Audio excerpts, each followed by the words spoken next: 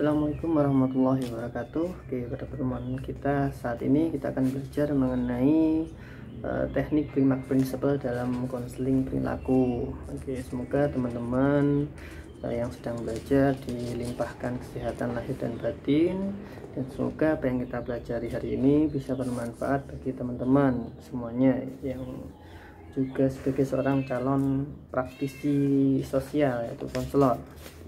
Nah, di sini Primark Principle merupakan teknik yang didasarkan pada konsep reinforcement, yaitu dalam teori operant conditioning. Oke, saya lanjutkan.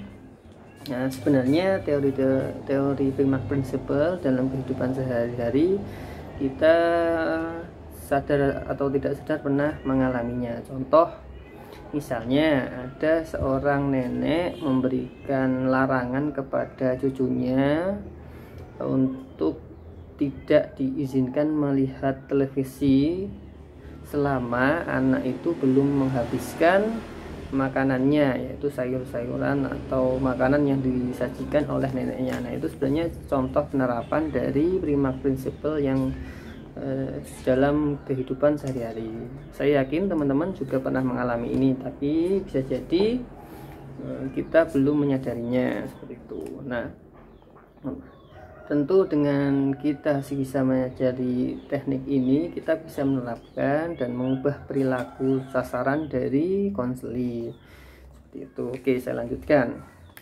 Tidak perlu panjang lebar, kita akan belajar langsung bagaimana cara mengimplementasikan teknik Primark Principle seperti itu.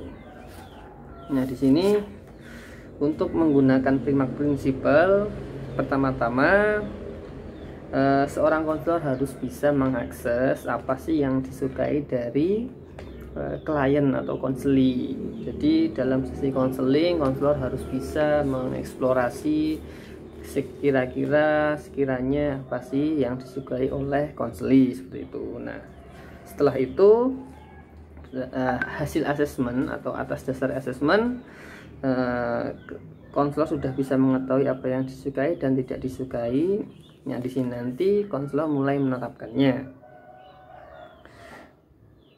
Nah, di sini konseli diberitahu tentang parameter kondisi primaknya atau prinsip primaknya itu.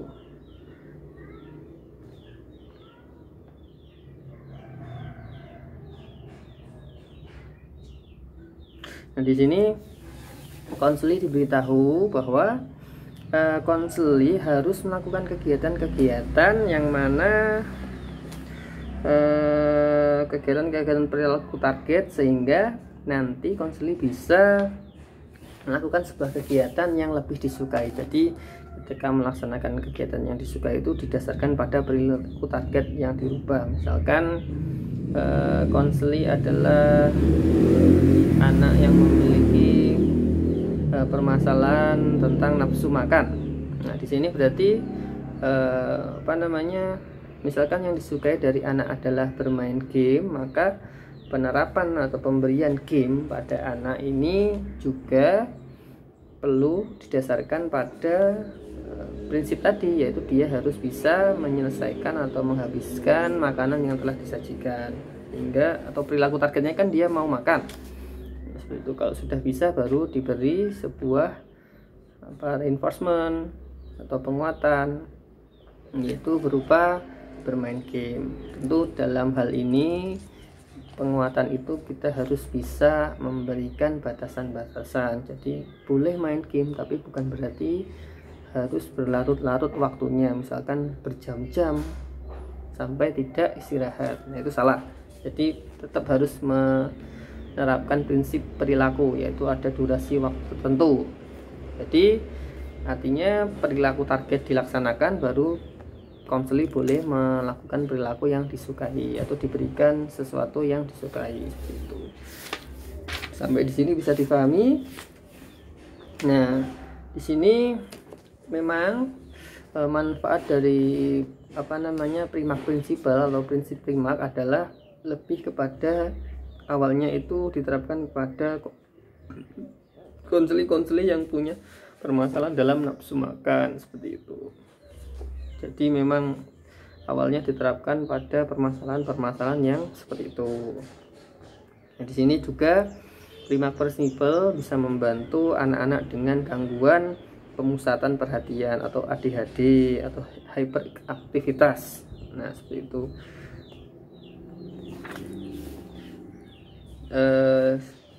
Itu sekilas yang bisa saya contohkan mengenai Primark Principle atau teknik Primark Principle. Jadi kalau kita sebagai konselor ingin menerapkan teknik ini, memang dari awal kita harus assessment terlebih dahulu dari diri konseling itu apa sih yang paling disukai, kemudian perilaku target apa yang sekiranya akan ditunjuk atau dipilih dalam menyelesaikan permasalahannya. Setelah itu baru diterapkan.